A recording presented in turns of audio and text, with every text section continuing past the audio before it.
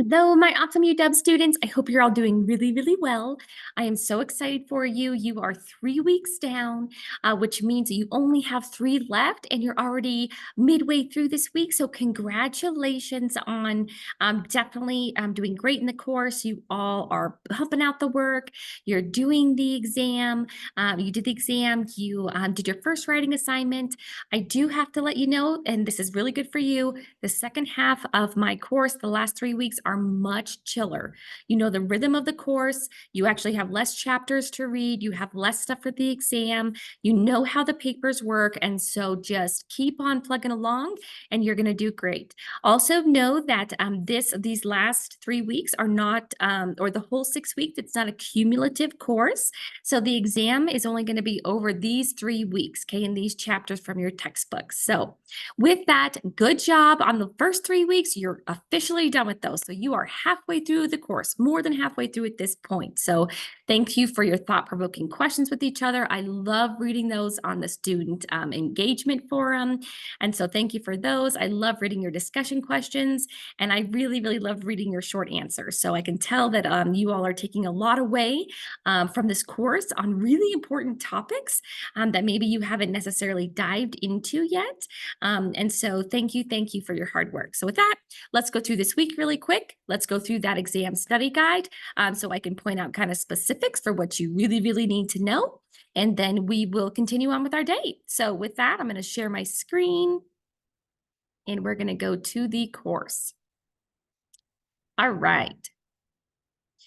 So this week you have some intense topics, right? You have persistence, or excuse me, subsistence, and I really hope that you all are going through these PowerPoints. So if it was an in-person class, I would be giving not really lectures on these. Again, my courses, how I run in-person courses too, is so much more of a dialogue, and it's hard to do that with the asynchronous courses. But I would be running through these PowerPoints with you. Slide by slide, and then I would be taking any questions and also fielding questions to you. So I really hope that you are going through these PowerPoints. So this first one you have is about subsistence, right? I always talk about learning objectives. So you definitely want to know these 4 modes of subsistence, right? Your foraging, pastoralism, horticulturalism, and then agriculture, what we're in kind of right now, or at least for America, what we're in right now. And the domestication of resources. So again, if you think about it, humans haven't domesticized different resources for that long, right? We only have had agriculture with the Neolithic Revolution in about the last 10 years. And so it's really interesting to see how all of these things are connected and then what types of society we're connected with those subsistence patterns, okay? So you've probably all heard of band, tribe, chiefdom, state. We don't use that necessarily as much anymore because those terms are a little outdated, but it's interesting to dive into what form of political and governmental systems different subsistence patterns had, different populations within those subsistence patterns. So another thing that you read and dived into is how subsistence and wealth are connected and how these different systems kind of, perpetuate inequalities. For example, in the foraging society, you all read about how that's connected with egalitarianism. Okay, egalitarianism is when things are more equal, kind of this level, equal playing field across all different genders, across different groups, right? And then, as we know, in living in the world we do it now, with agriculture, we have huge disparity of systems. You know, you've all heard of the 99% and the 1%, and with the wealth disparity inequities. And so our subsistence patterns have directly contributed to this, okay? And this is a major part of what anthropologists, particularly cultural anthropologists, study, okay? So again, you also dove into kind of how global agricultural systems contribute to wealth differences, okay? And then human intervention into this natural environment. Now, agriculture is this huge system. It's systematized agriculture, mono agriculture. Some of you have heard these terms, right? And so, how is that impacting our environment? Is another huge topic for study in anthropology. Okay, so yeah, I hope you're taking away kind of these big topics. What are subsistence systems? What foodways are, which are the cultural norms and attitudes surrounding food and eating. Have you ever thought of the different ways that you culturally eat, the foods that you eat? All of that is a part of your culture, right? And I worked with an anthropologist at the University of Georgia, and this is what she studies is food, right? And the different types of food. In particular, she studied different types of potatoes and potato culture in Peru. And so it's amazing to see these different types of food systems that we actually have. Okay, so I really hope that you have dove into these PowerPoints because they're really helpful. Again, I hope you remember this for your exam. Foraging, pastoralism, horticultural, and agriculture. These are the 4 modes of subsistence. Okay, then the PowerPoints always dive into, well, what are these? Okay, foraging, you all know. This is when you go out, you pick things, you hunt. Also, the whole theory about how men are the hunters, women are not the hunters or the foragers, that it has been completely debunked. In fact, everybody was hunting and everybody was picking and foraging as well. And so anyways, the anthropologists have figured these out long term, okay? So again, these are small groups, very low population densities, around about 90 people, okay?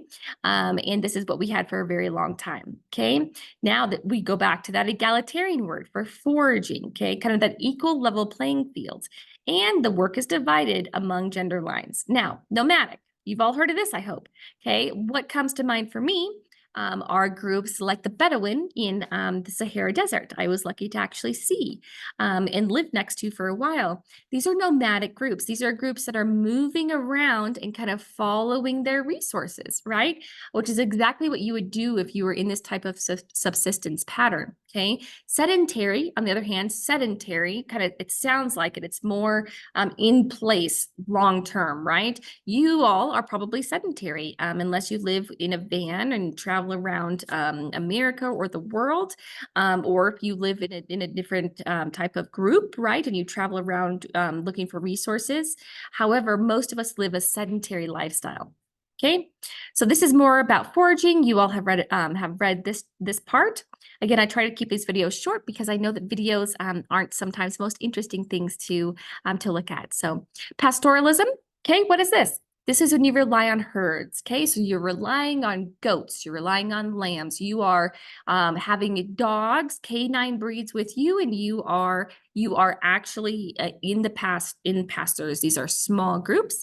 These are nomadic. Lots of times these are nomadic groups, right? You're traveling around because the animals need a lot of different resources. They need to eat with a lot of different resources, and you need to trade, right? And so you need to travel in order to trade with your neighboring groups, okay? Again, your social life is completely revolving around your animal herd and what they are doing, okay? A lot of times, in a lot of societies, the men would own the cattle. However, this is not 100% across the board, okay? And then this is when we start to see kind of fences and when we start to see personal property, locks. Those things are starting to emerge, right? And then there are modern, and that's your modernity that has actually pressured this lifestyle. Okay, so then what is horticulture? Well, this is relying on gardens. Again, the domestication of kind of vegetables, right? And then the domestication of more docile animals that you can put in pens, okay? So this is a more horticultural, sedentary, not as nomadic type of lifestyle, okay? And this is raising maybe more smaller protein like chickens or something like that to add protein to the diet, okay? So there was also things that happened in horticultural like slash and burn, burning down entire areas would then replenish the soil, okay? And so these things were figured out over time. So horticultural, this was more evolved around crops, okay? Not necessarily animals as much and tending herds, but more crops. And then agriculture, you all know this. We live in this right now. You have seen all the different technology, excuse me, that we have. You know that we have intensive agriculture right now. This has led to what's called the Neolithic Revolution, which is the agriculture revolution. We rely on few stable crops. So a lot of you probably eat a lot of French fries, right? Me too. I love French fries, and that's potatoes, corn, beans. You have a lot of those staples in your diet, and you're not maybe eating a lot of other more varied types of fruits and vegetables that we may not even know about. Agriculture, we saw an explosion of population, okay? Explosion of stratified society, of state societies across the world, okay? We also saw an explosion of a population because this type of work, this type of subsistence pattern requires a lot of work to tend massive gardens, right? Massive plots now. And so you had to have a lot of children for laborers, okay? A lot of children also died back in the day. And so you had to have a lot of, extra folks in order to tend to these areas. It also led to people owning land and in some cases even owning people or having indentured servants to tend to the land, okay? Now, tons of anthropologists, tons of non-anthropologists, people across the world have actually said that this is when we see significant like tooth decay, significant cavities associated with sugar and these kind of monocrops. And this has been documented by anthropologists and by bones, our actual bones. Anyways, it says that we have had a significant impact to our health, a significant lower quality of life because we're just working all the time with agriculture. That's up to you to interpret, but I would read your textbook and see what you think about the system, okay? And then, of course, we know that agriculture has really completely impacted the world across the world. So that was a long lecture on that one. So I didn't mean for that to be that long, but that's subsistence.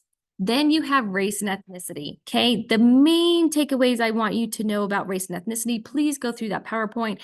I won't, it's really straightforward, okay?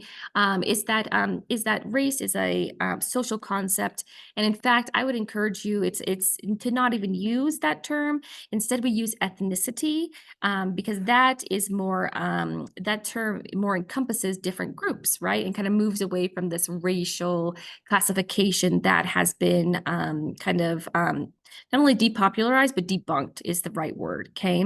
And so it's a social concept that there are these differences among races back in the day, and anthropologists perpetuated this, as you know, which has been completely debunked.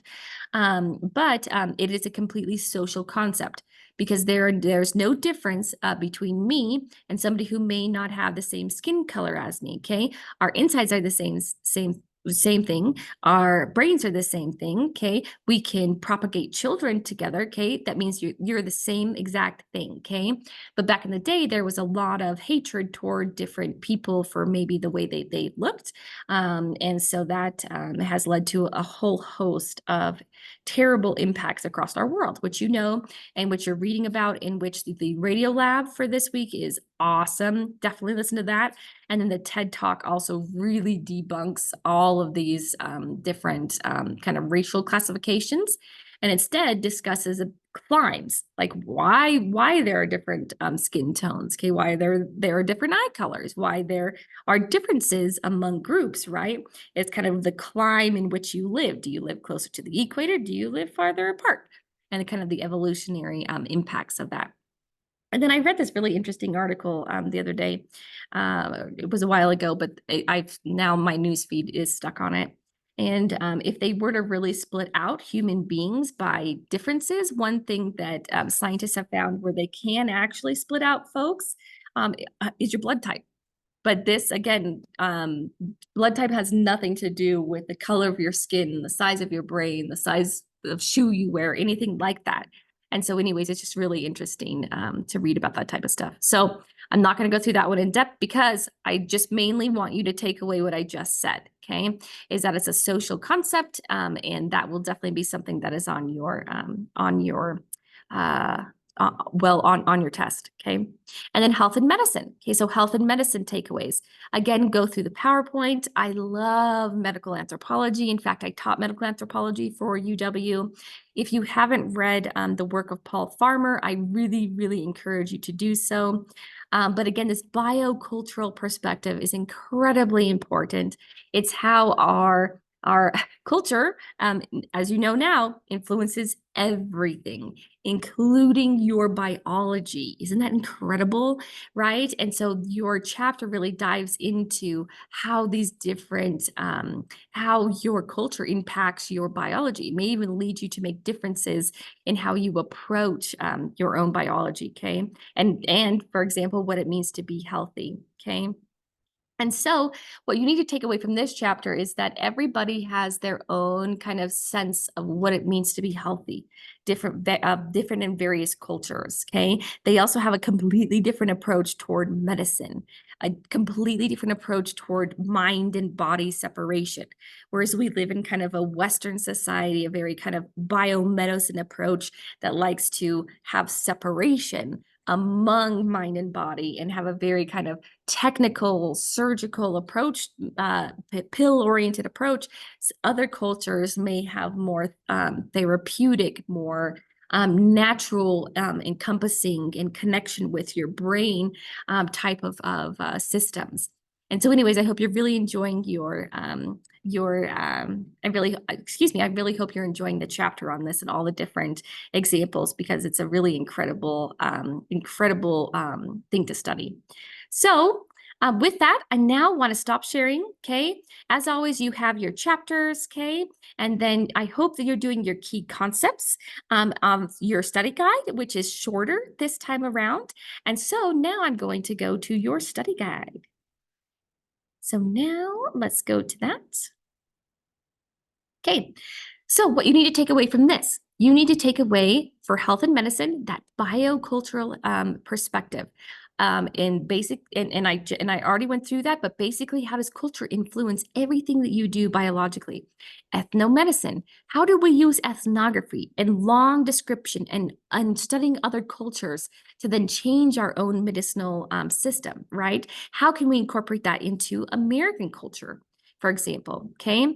And then culture-bound syndromes, which we do have, like sickle cell anemia. In different pockets, you have different things that have popped up because of health-related issues. For example, there's one island where everyone or a significant amount of the population is deaf, right? Because they have been breeding with each other for such a long time. Those are kind of more of a culture-bound syndrome, but they've really worked within their culture. They're all fisher folk, and they're all able to communicate, and they think it's completely, they think they have a whole system based around kind of this syndrome. And so anyways, that's definitely interesting to think about.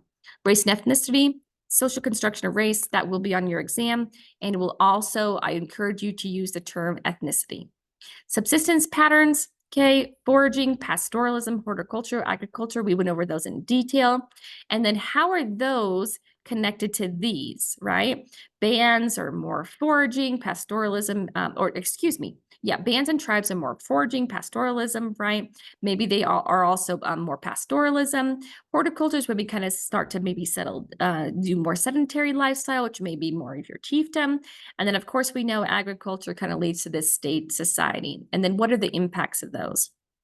So then I just have specific questions here that I really hope that you look into because those can pop up on your exam. But those are kind of the main takeaway questions that I want to have you emerge with from this course. So with that, thank you so much for listening to me. I really, really appreciate it. If you made it to the end of the week 4 video, please definitely send me an email to dryan@lccc.wy.edu,